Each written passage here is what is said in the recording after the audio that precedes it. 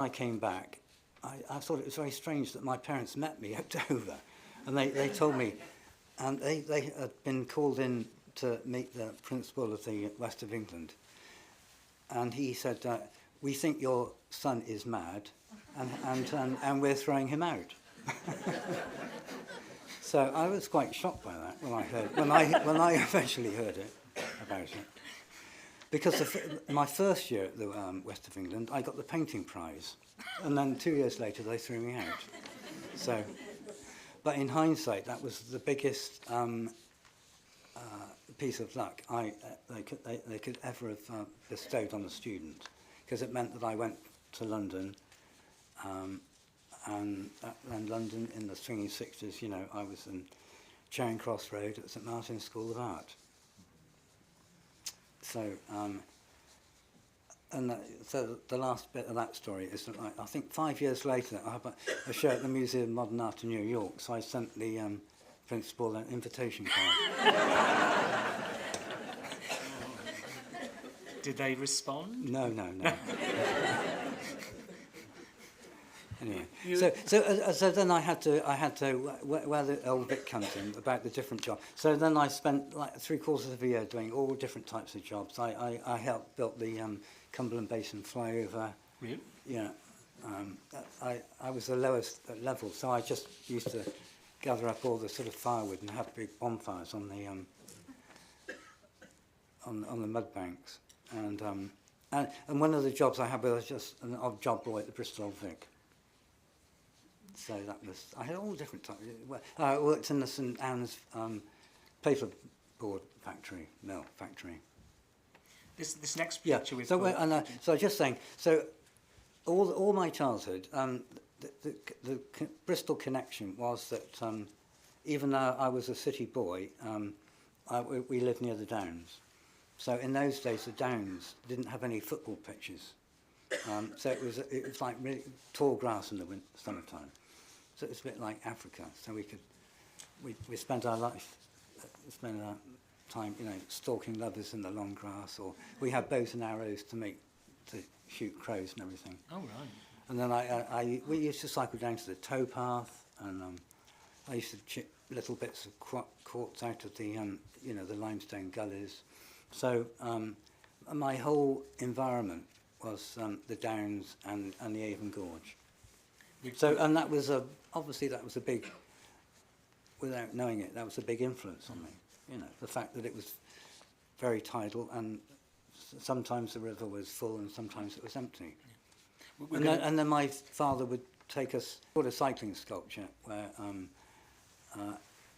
the idea was that I made, it was in 16 parts, and so it was a cycle ride of a day-night cycle ride, right in the area north of London, and then each and I put a post in different places, like in village greens or in fields or by the roadside,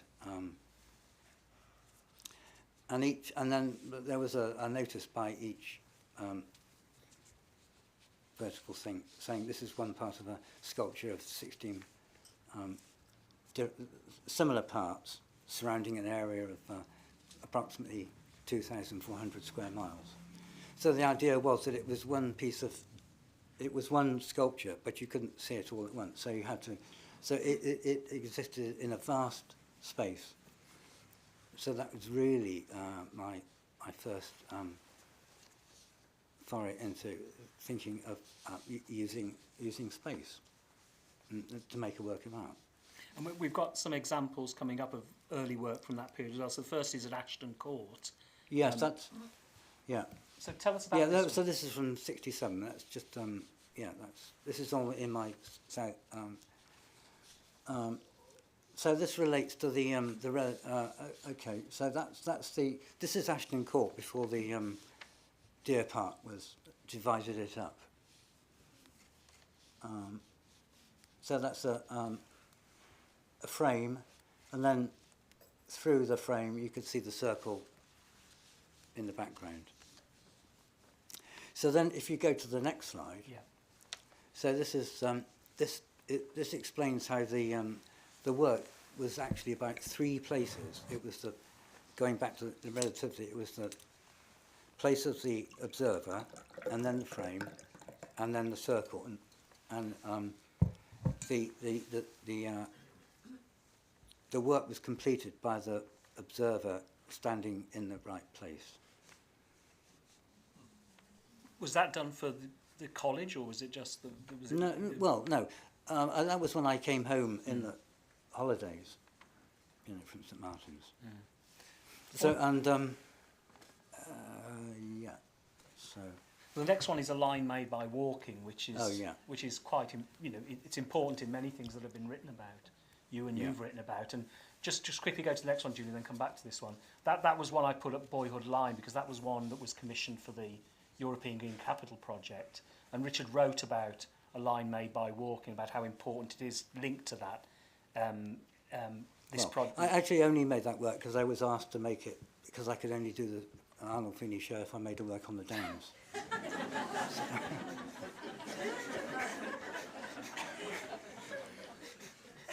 But it was actually a contractual obligation. yes, it was. Yeah. But it was actually placed on one of the many little footpaths that go across. The people walk across the Downs, and after a time they make these footpaths. Could just go back to the line made by wood. Just talk us through this one then. Okay.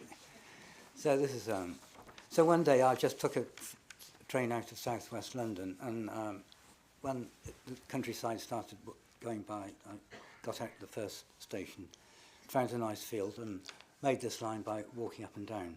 So it's a line, and it's a path, and it's a work of art, and it's made just by walking.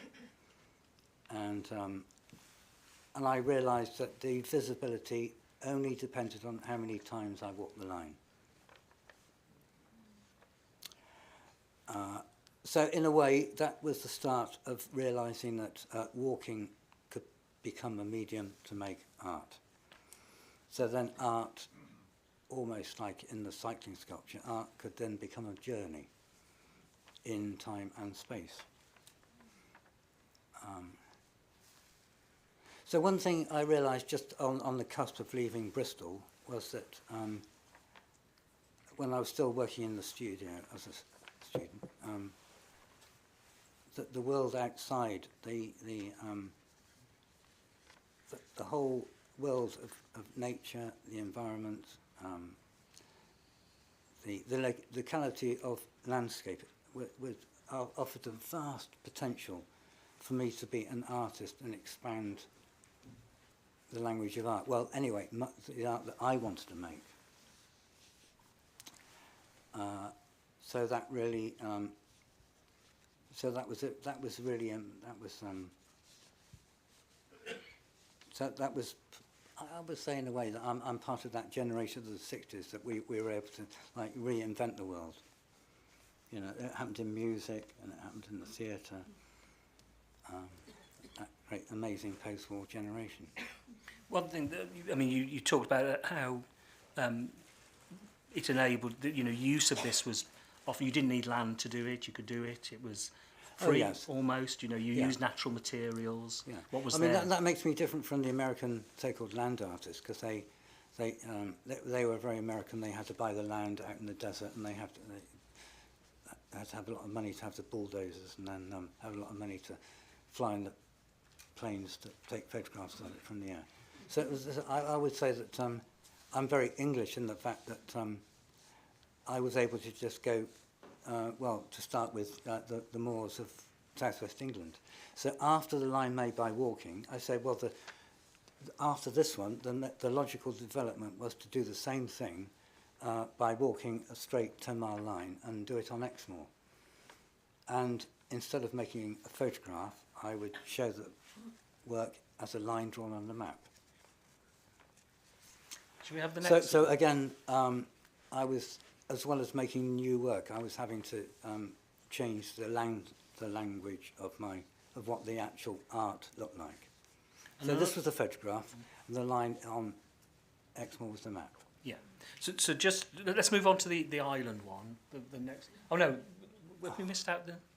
the island? Oh, here we are. Island. This was another Oh 19... yeah. So this is also from that same period, 1967, where the idea was that I showed this in the Arnolfini show. I made and it was a travelling sculpture. So there were it was hardboard in segments, painted white, and I could travel. So I made actually the first iteration of it was on the Downs, and then I went to Ireland and made this work in various locations in Ireland. The idea was that the work took on the characteristics of each place I chose to put it in. So the work became the place, and the place became the work. And of course, every place in the world is different, like every fingerprint is different. Each place was, it showed the uniqueness of every place.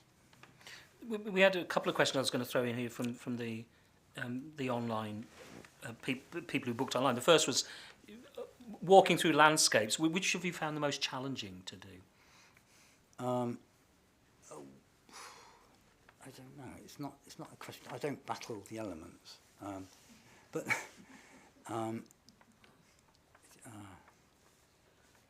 it's a wrong way to look at it. I mean, sometimes, you know, like climbing mountains is quite difficult sometimes, but I don't. It's not a problem. It's not a challenge. It's a very old-fashioned word in a way.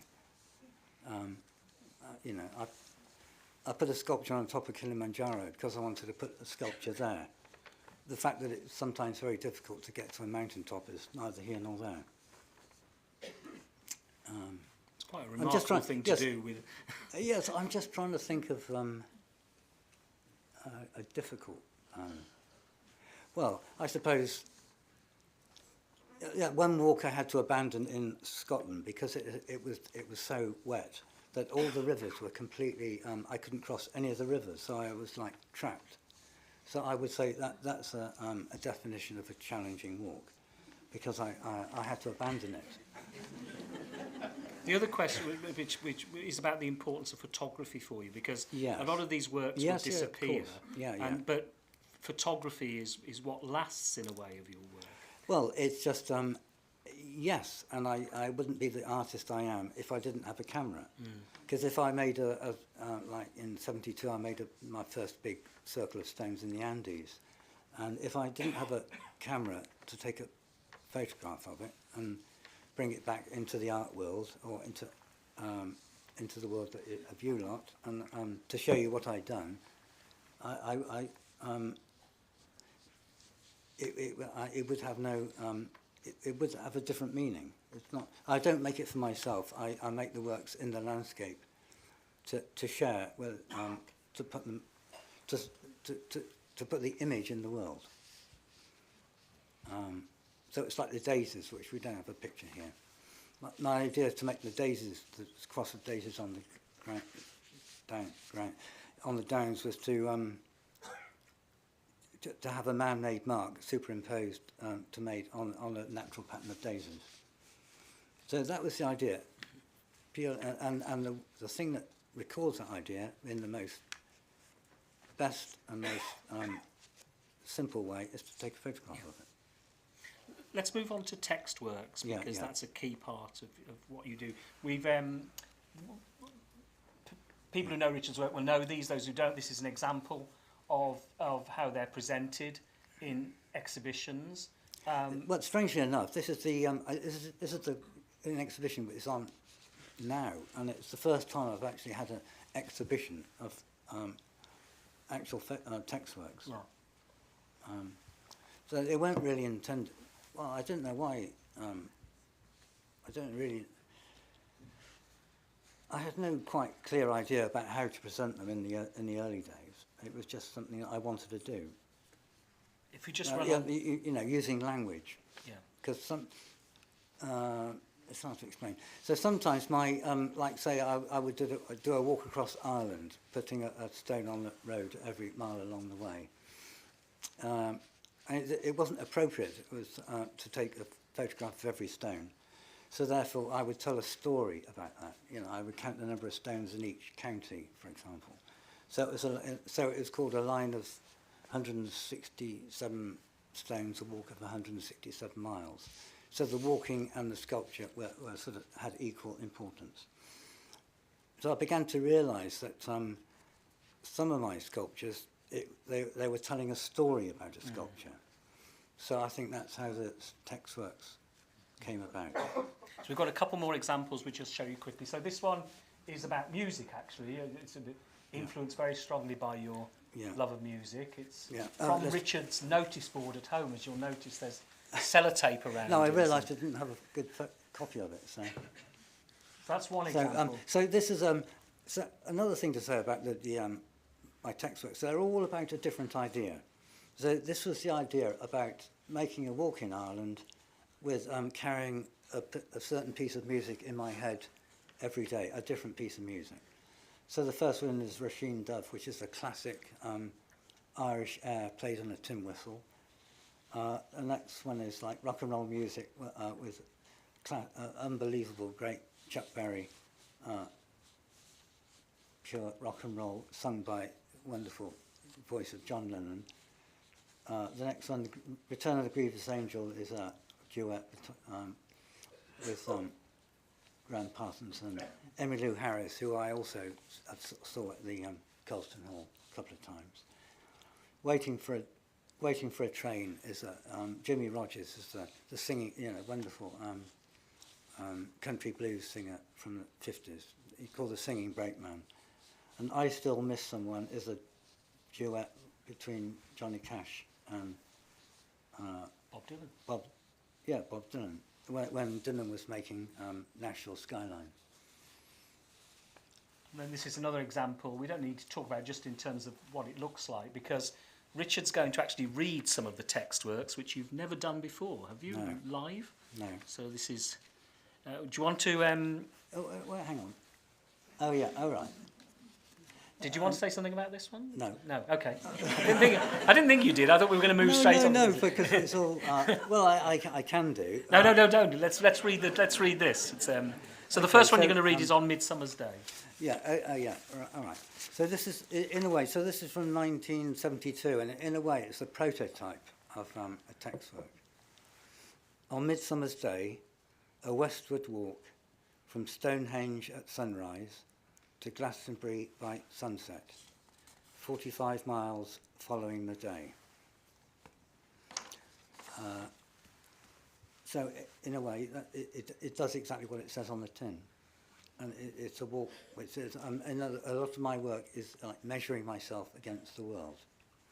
And so it is about time. And it's about the time of the longest day.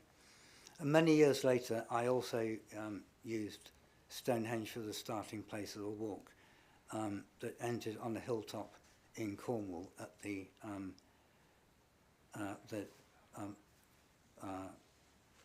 full solstice of the sun. The next one we're going to have is a line of ground 226 miles long. Oh yeah, this is a good one. You ready? This has never been done before, this is... Yeah, so this is a walk in Wales. So this is a line of ground 226 miles long. Road, coal tip, road, Roman mountain road, road, woodland, riverbed, road, stony track, road, mud track, road, grass lane, road, pebble ridge, road, bare rock lane, road, slurry, road. Thank you. And then the third one is a walk of 7 cairns. Coming at once, like London buses. Which walk of 7 cairns, isn't it? Oh yeah, right. So you all know what cairns are. They're piles of stones that traditionally mark footpaths, and so this is so basically I'm making 7 sculptures making my own piles of stones. So this is called Walk of Seven Cairns. A cairn built near sheep bones. A cairn built at a windy place. A cairn built where a raven flew off. A cairn built on the floodline of a river. A cairn built after a roll of thunder. A cairn built at my campsite. A cairn built in a hailstorm. So there you have it. Seven cairns. One of the questions we had in advance was a teacher who wants to use your text works with his students, but how would he read them? He said. So it's. I think. Well, you've given us a lesson there. They're not really meant to be read. No. So one of the projects I want to do maybe in the next year is to publish a book of all my text works. That'd be terrific. So it's important. So even the ones I've just read you, they're all about a different idea. So even though walking is common to everyone in every society, ever since we walk out of Africa, people have walked. So it interested me in that from those very early days in 1967 that I could use walking in ways to make art, to express original ideas. And another way. And also, I like walking, so I was born to walk anyway. Yeah. So I've also, another thing to say is that all my work comes from the things I like doing. Well, whereas like the cycling sculpture. So my bike that I had in London to make the cycling sculpture, occasionally I would cycle it back down from London to Bristol, on the old Bristol Bath Road. Yeah. Bath Road. Yeah. Another material you use is mud. So could we just quickly look at the mud one? So we've got one from the Royal West of England Academy in 2020. That was a recent one. I don't know if you yeah. saw that at the White Road. Well, don't go so fast. Oh no, I'm just giving the audience an example, and then we'll come back to this one. So yeah. All right. Do you want to say something? No, that's no, not well.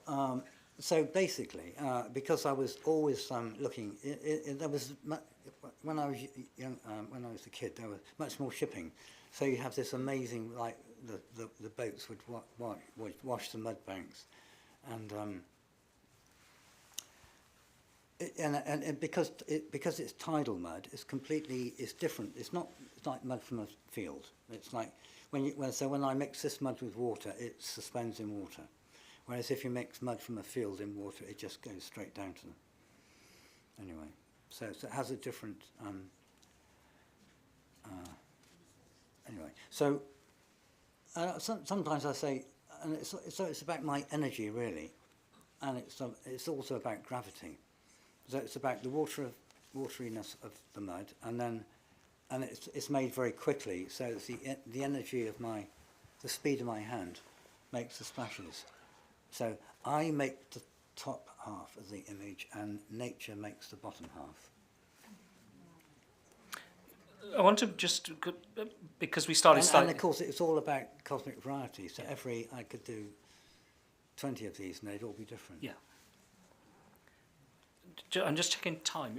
I can run an extra 10 minutes on my time because we started. So I want to move on to some of the gallery works, and if we could just skip over, Julia, and go to the one which is the River of Stones. That's okay. No. No. So this one here. Yeah, that's the legend. So tell us about this work, because I thought this was remarkable. It's beautiful work. Yeah. So anyway, there was a group show in Jaipur in India, in this beautiful palace on a hilltop. And anyway, so I made this work in the sort of like the main courtyard,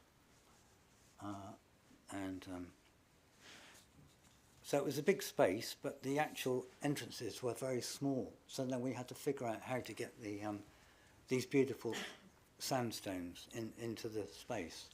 And then someone came up with the crazy, very beautiful idea of bicycle rickshaws. So all the stones were delivered by little chaps with bicycle rickshaws. One question is, what happens to work like this afterwards? Well, no, it's still. I mean, still there. It's for sale if anyone wants to. Right. it's No. So anyway, a couple of years ago, I had a show at the Rijksmuseum. So the Rijksmuseum got it out of India, and I showed a bit of it. They didn't have enough room to show the whole lot. Yeah. So one day, I want to remake this work in a big space, in either in the West or in the Middle East or somewhere. So when they take the work or the part work here, do you then go and reinstall it in the new place? Yes, I would, especially at this work. Yeah. But some of the sculptures, I don't. Have you got any pictures of the indoor sculptures? No. Yes. We have them. We've got. Oh yeah, that one. Yeah. Yes. So some of the sculptures I make for exhibitions, I make a certificate to explain how you make it and the density and the procedure to follow, and so they can be made by other people. So it's not like an object that is like a sculpture that is like a piece of bronze or something that stays the same. They're slightly amorphous and changeable. But in a way, all my work, whether it's in the landscape or like these works, it's about the changeability of life and the impermanence in a way. So a lot of my landscape works, they obviously disappear, but that's absolutely right and proper. The works in the landscape are not meant to be like famous monuments. We're going to look at a couple of outside. When we did the Arnolfini exhibition in 2015, I remember we were talking about what happens, or I asked about what happens to the mud wall you created, and they said it's painted over, so it becomes part of the wall, as it were. Yes, I mean, in an ideal world, I would like the mud works more to stay, and some do. Many more become permanent than you think. So I think when the Tate Modern opened, I made a mud work like the one you just saw, and I think they kept it by just putting another wall in front of it. Let's look at some of the works outside, Julie. We've got this project of White Deer Circle, and just move to the next one, which we can, and then we've got the New York one. It's a very New York work. It's a very New York one. Stretch limo. What? Had a lot of trouble making that limo. In the sense of? Joke. Oh right, okay. Is that still there? No, but it's in the collection. It's in the collection. So this is a typical work that could be reassembled following my instructions. So I give the size of it, how to make the ellipse, because it's an ellipse, and the density, and stones are chosen at random, but with an equal distribution of sizes and heights. So. And the next one we have is one you did in the Niger, which is an example of you're working in many different places, continents across the world. So I have a good friend, a Swiss friend, and he was working in Agadez because it's a bit anyway. So in Niger, and he made this big. He makes these towers to see the sunset. So this, I said, so this photograph is taken from one of his towers, which you can't see. And then I made this circle for his work. So it's like a sort of complement of his work. And I didn't make the whole thing, so I just started it off, and then other people make. So this is one of the rare sculptures that I didn't make to completion myself. Another area you've worked in is Japan, and we're going to have a textwork reading now, aren't we, from a walk in a green forest. And this is from 1997. Yeah, okay, hang on.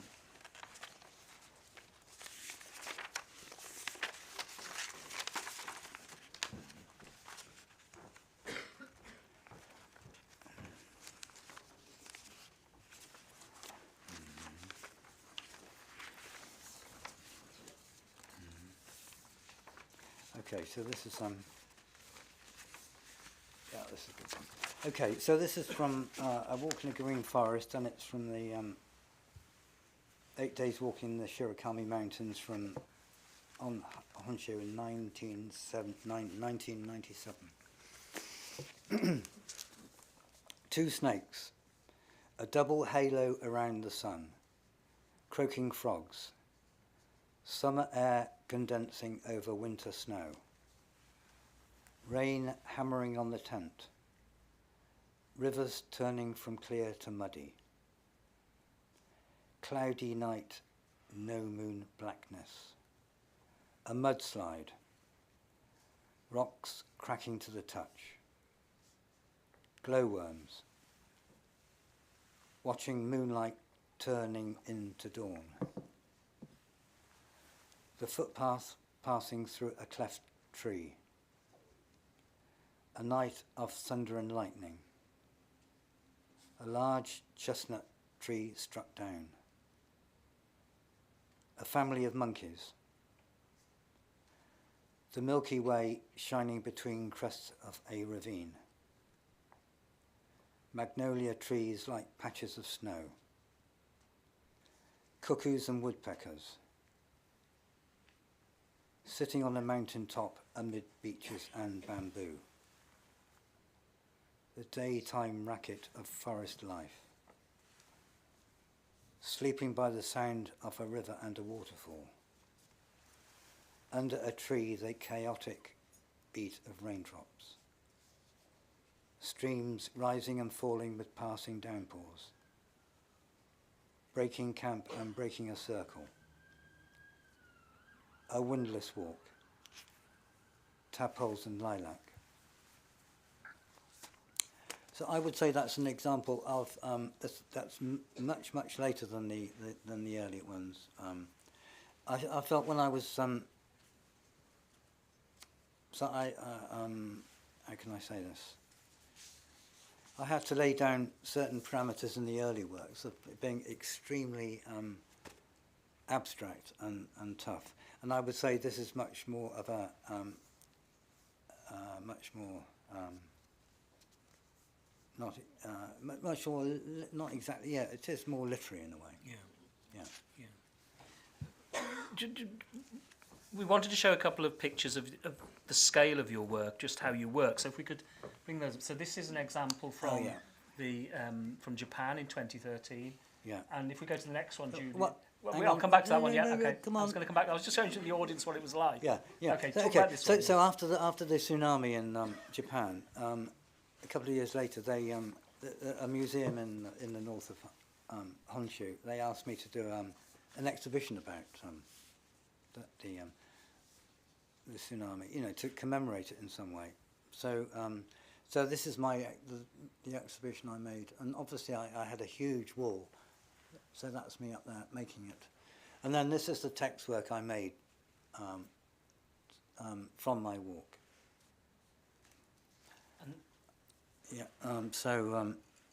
Yeah. And then the next one is mud from the River Avon in the Guggenheim in Bilbao. Yeah, it's a terrible image in mine. Yeah. So I often say that if people can give me a beautiful big wall, I can make a big beautiful work. So I'm an opportunist in many ways. I'm an opportunist in art galleries, and I'm also an opportunist in the wilderness. So a lot of, you're not really seeing many of my landscape works, but I find all these beautiful places by walking in deserts or on the tundra or in Antarctica. I hope you're all coming to the after party, because you'll see a lot more of my work in the after party. There's going to be a whole slideshow in there which you can see of lots more work. Obviously, we will only be able to show a small sample here in this hour. Just the next one is the installation of a text work. Oh, that's the same work that show that you saw before. Yeah, that's actually being installed. We're going to have another reading, aren't we? We've got the Natural Forces, which is... Oh, yeah, that's another one. Okay, this one. From Dartmoor. Yeah. And Dartmoor's really important to you, isn't it? Yes, it is. I'm beginning to say now that because I'm famous for not being a studio artist.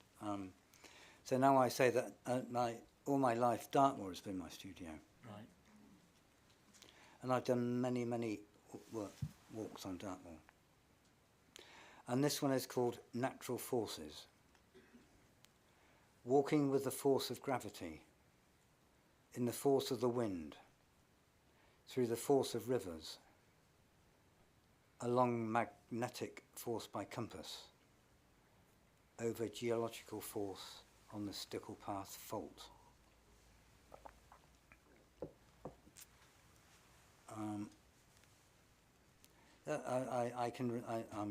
It's a very, very, very simple, one of my favourite Dartmoor textworks.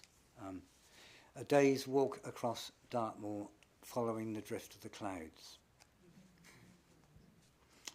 You like that one, don't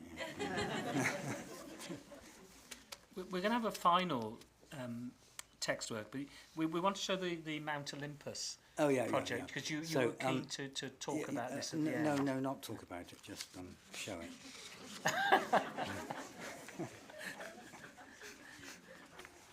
You don't want to add to the fact that it was 7 days walking on Mount Olympus? No, I don't necessarily. Bloody hell. But you've got the text work which goes alongside it. Yes, I have. Actually, it's not. It's strangely enough, it's not.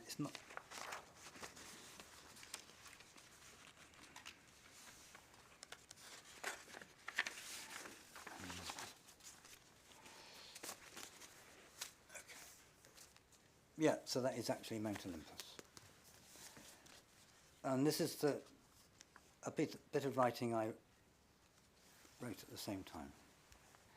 Gods in the clouds and thunder, above butterflies and climbers. Walking to the plateau of the Muses, sleeping on the pine cones of Dionysus.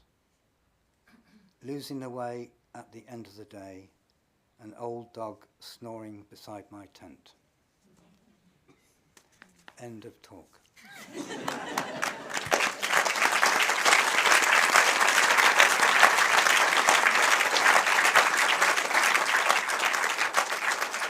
I didn't even drink my gin and tonic. And it was a large one as well, wasn't it? We've got time for some questions or comments. There are roving mics, so if you could signal, it's a bit... How are we doing for time? We're okay. We've got another 10 minutes or so. So if you could signal... Yes, I've got the first one down here. If you could keep your hand up. And I don't actually need the No, mic. you do, because it's being recorded, so yeah. I do need the mic. I'm interested in your relationship with the stones themselves. I wonder if you could say something about that. I can. Well, one of the things I have said is that stones are what the world is made of. So because I just make stone sculptures, I can be an artist almost anywhere that I can find stones. So they're ubiquitous and common, and they don't belong to anyone. There's many things I can say about stones. So, like for example, walking from like Land's End to John O'Groats and putting a stone on the road every day. That's a story of a sculpture, like the stone lying across Ireland. So they don't disappear. So all the stones that I've made in my life, they're still there. But you only know about them through the narrative of my text works. And do you collect them? No, I don't really, no. No, I don't collect stones. No, I'm not into special stones. I mean, they're all special. And they're like fingerprints. Every stone is different. So it's like everything is connected in my work. So the mud works is about cosmic variety. Every splash is different to every other minute little micro splash. And every stone is different from any other stone.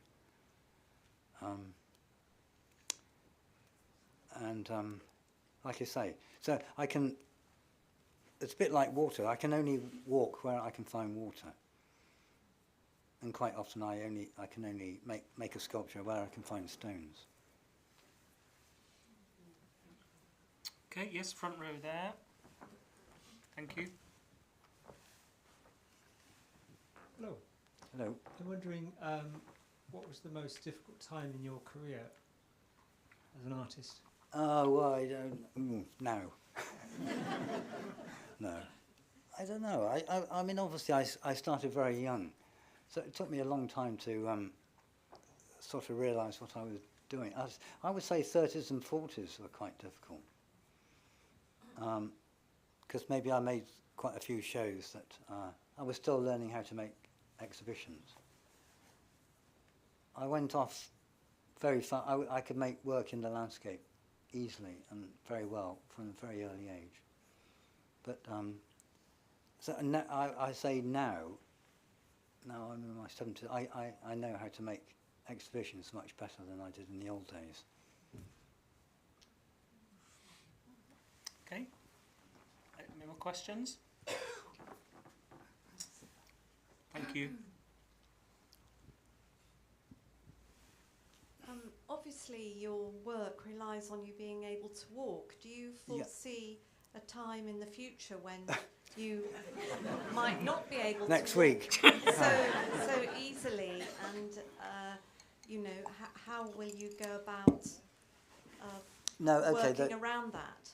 I just walk slower and not so far. Is a really good answer. I can't believe some of the mileages that I've walked in my life. I've walked across Spain 4 times, you know, like side to side, north to south. I'm amazed at the mileages. So and like a lot of the walks I've made in the southwest of England, by all the country lanes on the Somerset levels and everything, I would in the old days when I was when I was younger, I would do about 35 to 40 miles a day, and that's road walking.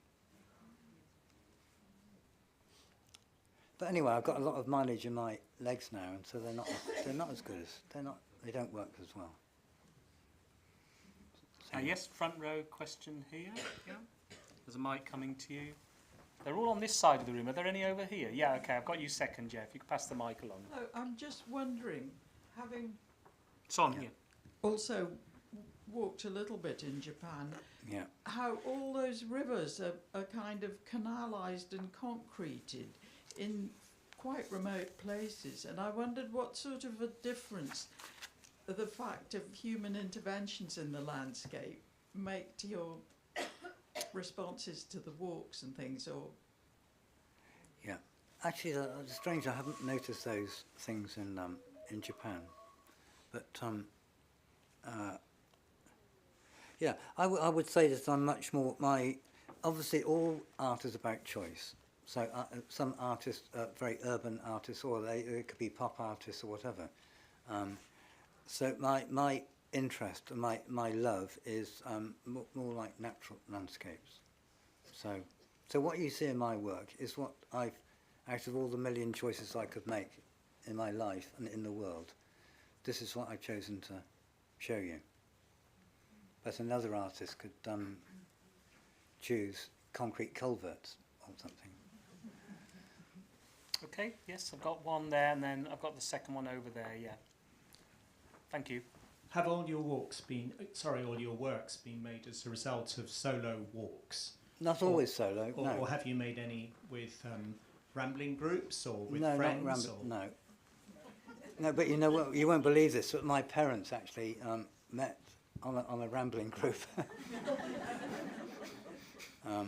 No, I've made a fellow artist from St Martin's, this Hamish Fulton, and he's a walking artist, and we've made, in 1972, we made a wonderful trip to South America with in Bolivia, Peru, and Chile.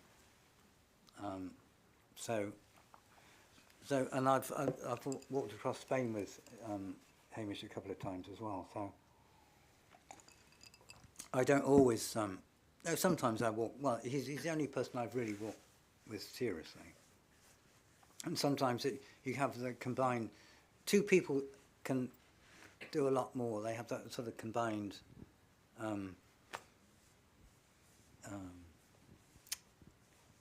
energy or something, or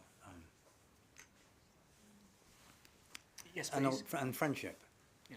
Yeah. Yes, please. You've talked a lot about earth and water and air. Yeah. And I just wondered whether you'd ever played with fire as well. Yes, I could have shown you a textwork called "To Light a Fire." So I have made, and I've made sculptures about ashes. No, I mean what I've shown. Well, actually, it's not even the tip of the iceberg. What I've shown you tonight is nothing. But I mean, so I have used many other natural things. So camps. Well, I made a beautiful textwork in Mexico many years ago called 37 Campfires. Right down into the canyon of the near Chihuahua. There's a canyon which is as deep as the Grand Canyon. Mm. So on some walks, I just rely on campfires, which is wonderful. Even no tent, just campfires. Got time for a couple more, have we, Julie? Yeah.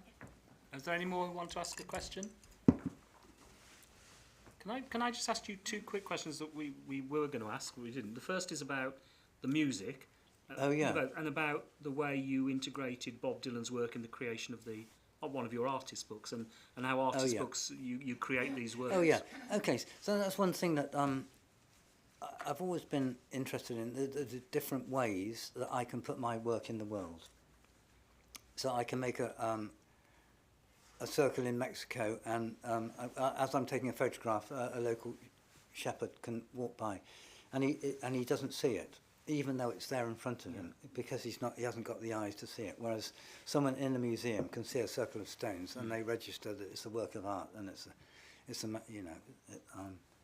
so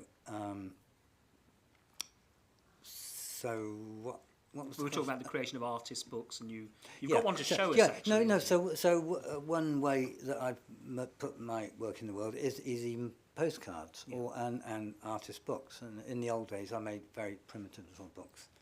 And so one book that they have some copies there is and it's called Nowhere, and it comes from something from a Dylan song. Genghis Khan he could not keep, all his kings supplied with sleep. We'll climb that hill no matter how steep, but we still ain't going nowhere. That's our time up, I think. Julia? Sir Richard Long, everyone.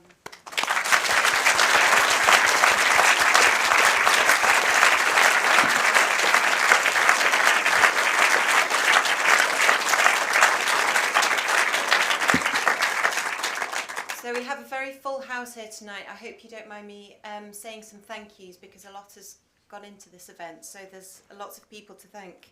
Thank you firstly to the Being Human Festival for giving us the opportunity to be a part of their festival this year, and the Watershed for hosting us.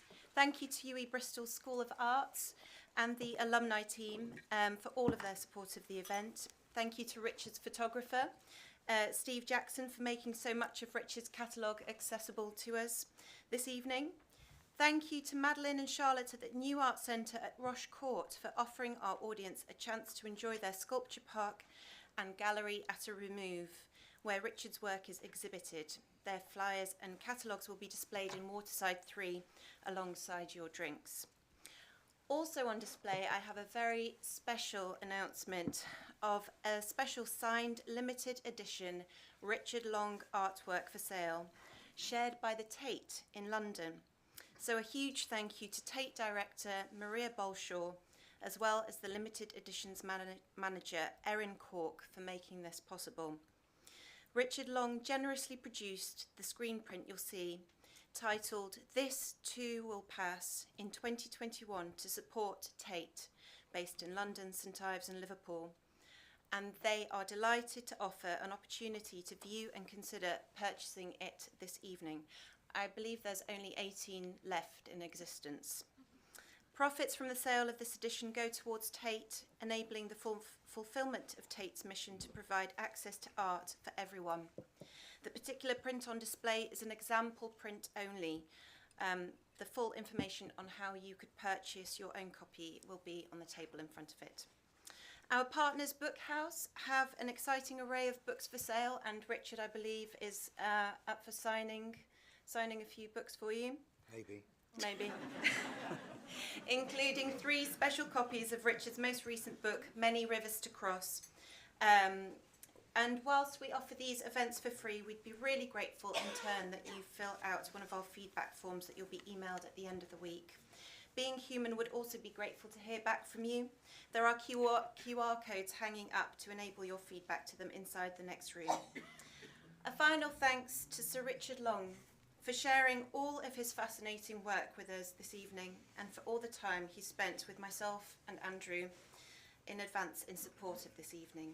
So please do now go through towards side 3 to enjoy all these offerings along a glass of delectable something. Thank you so much.